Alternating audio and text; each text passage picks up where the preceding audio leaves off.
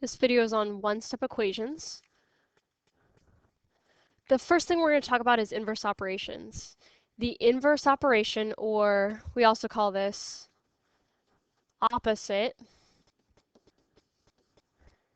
operation of multiplication, is division. The opposite or inverse operation of division is multiplication.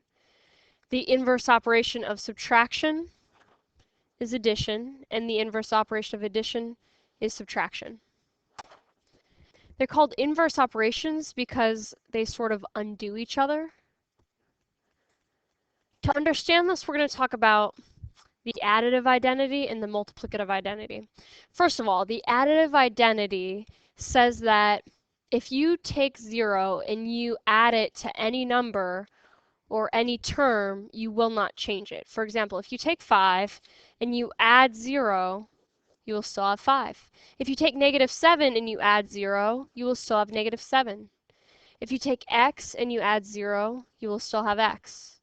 And finally, the last example, if you take 2y and you add 0, you still have 2y. So it's the number that you add to something without changing it. So 0 is the additive identity because you add it to a number, but it doesn't affect it. It doesn't change it. The multiplicative idea is the same thing. What do you multiply by a number without changing it, or multiply by a term without changing it? You can multiply -8 by 1 and you don't change it. You still have -8. If you take 10 and multiply it by 1, you still have 10. If you take 4x and you multiply it by 1, you still have 4x. You take -y and multiply it by 1, you still have -y. So the multiplicative identity is 1, because 1 can be multiplied by any term and you will not change it. We're going to use this idea to isolate the variable in a one-step equation.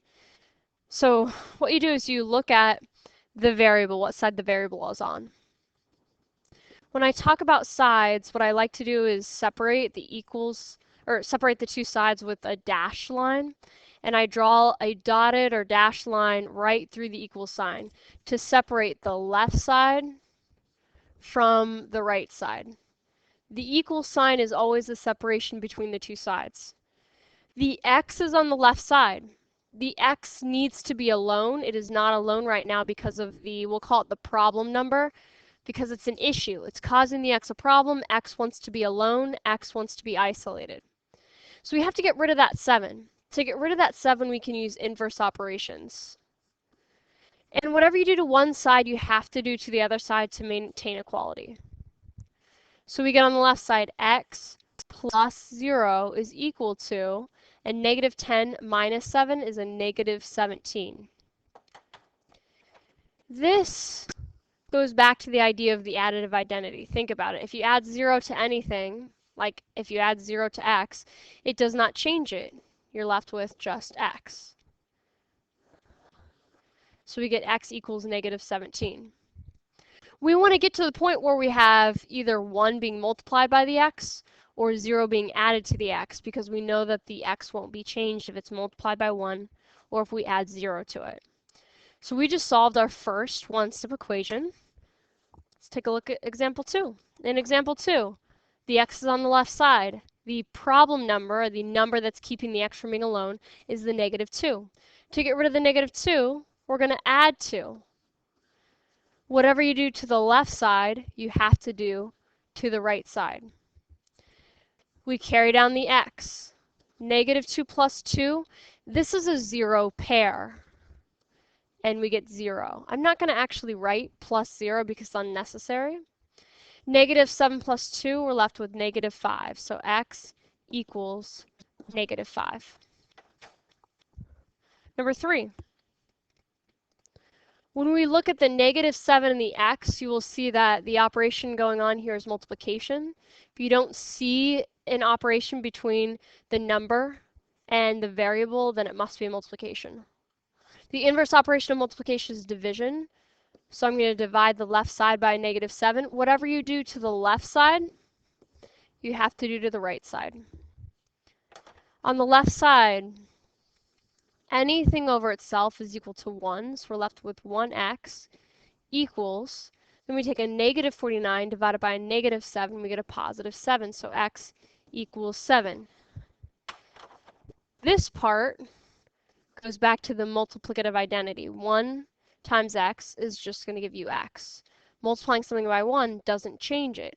So if we can create that multiplication by 1, then we'll have isolated the variable, just like if we can create that addition of 0, we will have isolated the variable. Number 4. The variable is now on the right side, and the x is separated from the negative 2 by division. The inverse of division is multiplication.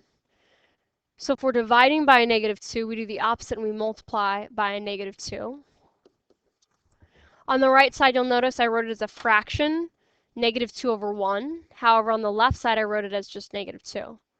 You write it in the form that is most useful. On the right side, we need to write it as a fraction, so you can multiply the numerators and the denominators. When you multiply the numerators, you get negative 2x. When you multiply the denominator, you get negative 2. And negative 2 times 80, we get negative 160. Over here, once again, you should notice we get 1x. To help us remember that it equals a 1, I'm going to just draw a 1 right through it. It shows that it's canceling, or you could say that it just gives you a 1. You simplify it. And so we get x equals negative 160. The order here can switch. So if you want to put the 1x on the left side and the negative 160 on the right side, that's fine. Number 5. The variable's on the left side. The x is on the left side. The negative 12 is keeping the x from being alone. You always look at the sign that's in front of the variable. In this case, it's a negative 12. So I'm going to use the inverse, which is addition.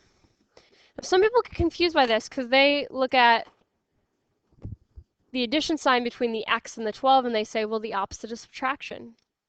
But you don't take the opposite of the variable, you take the opposite of the number that's keeping the variable from being alone. So you're going to add 12 to both sides. Negative 12 plus 12 is a 0 pair. Negative 12 plus 12 equals 0. So all that I have left on the left side is a positive x. On the right side, we're left with 30. So x equals 30 is our final answer. Number 6. Once again, the x and the 8 are separated by division. We use the inverse operation, which is multiplication.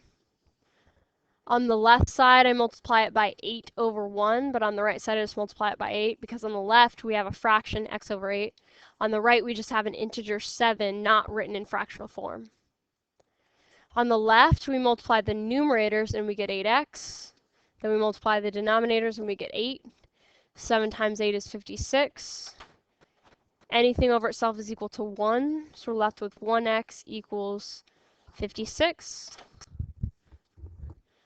Number 7. The variable's on the right side this time.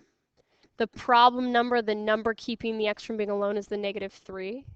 The inverse operation of multiplication, you'll see that in between the x and the negative 3 is multiplication. The inverse is division. So we divide each side by that same number, the negative 3, since it's the problem number.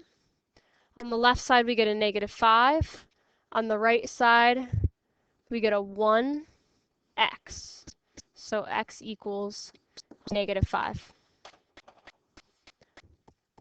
Number 8. The x and the 9 are separated by addition, so we know we're going to have to add or subtract to get rid of the 9. We look at the 9 and it's positive. So that means we're going to subtract 9 from each side. 15 minus 9, we get 41. Carry down the equal sign. 9 minus 9, that's a 0 pair, so we get 0.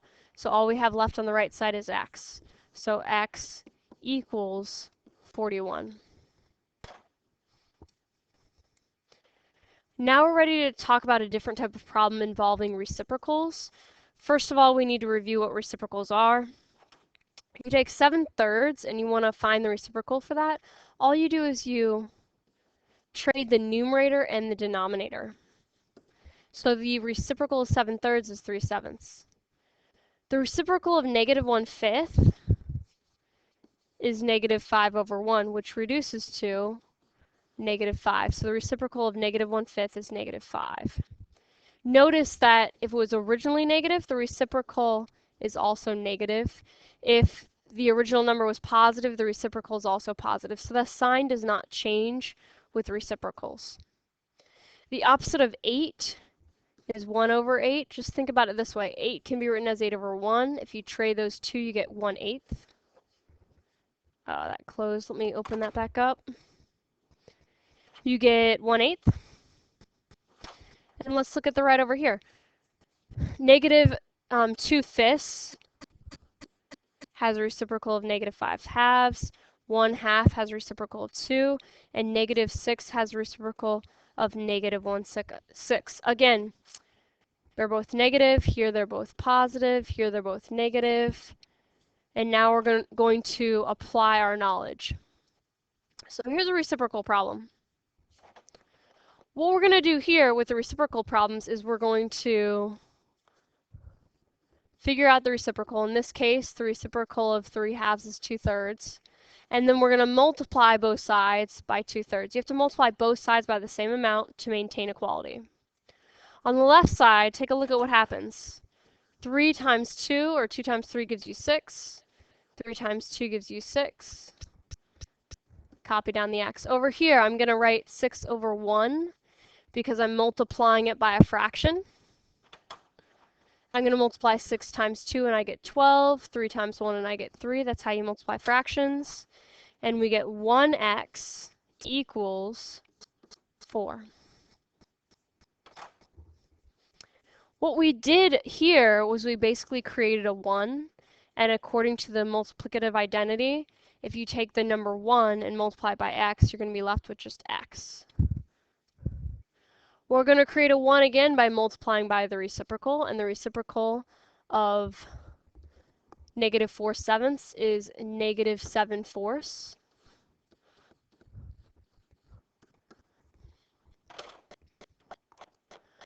On the left side, if you take a negative multiplied by a negative, you get a positive. So this will be a positive result. 7 times 4 is 28. 4 times 7 is 28. And we multiply that by the x.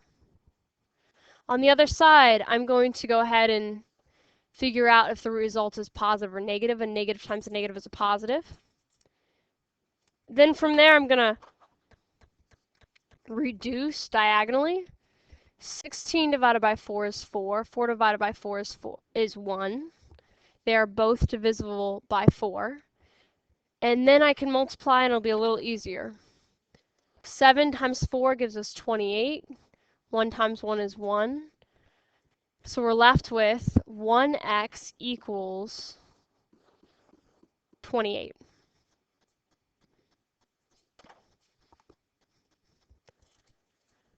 Number 11, another reciprocal problem. On the left side, we multiply by negative 5/9, which is the reciprocal of negative 9/5. On the left side, a negative times a negative will be a positive, so you can get rid of those. Then we multiply the 5 times the 9, and then the 9 times the 5. All of that being multiplied by x. On the right side, you want to write 90 as a fraction, and then I'm going to cancel diagonally. 90 divided by 9 is 10, 9 divided by 9 is 1. And then I can multiply 10 times negative 5 to get the negative 50. 1 times 1, multiply the denominators, and we get 1. So we get 1x is equal to negative 50, because 45 divided by 45 is equal to 1. And we have time for one more reciprocal problem. We multiply each side by 8/3 because 8/3 is the reciprocal of 3/8. Over here we get 24 over 24x. On the right side, we can cancel. 3 divided by 3 is 1. And negative times a positive number will give you a negative. And then we get 8 over 1. So 1x, this equals 1, is equal to negative 8. And you'll notice that I don't write the 1x because it's unnecessary. So x equals negative 8.